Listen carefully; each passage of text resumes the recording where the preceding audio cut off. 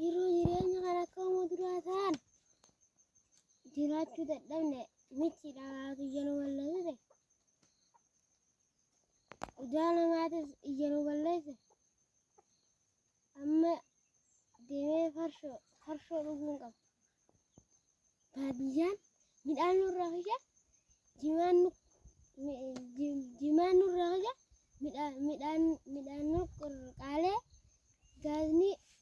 gaazninis qaalee dhiira akka uumataan ettee goywaatti. Magaalaan daabboon qabeete qarshii 10 taate anamma jalaa deemeetiin farshoo oolachuu qaba. Anammaan tan huccuu marxaa baay'ee kan ol seenee haadhee namni jille caalanaa akkatti hollata. Naanjoo malee humaan naanjoo hin jiru.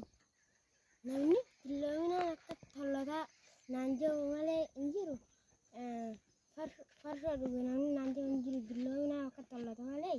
Meetiin ammaan tan ol seenee fuudhee haadhee akka dillichaa marxoo dhugee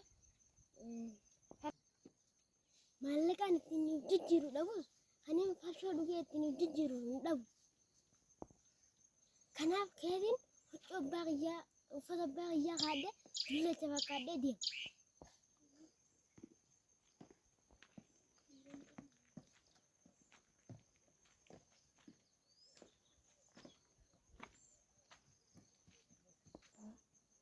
Eessa jiru uffanni baay'ee dhiiroo?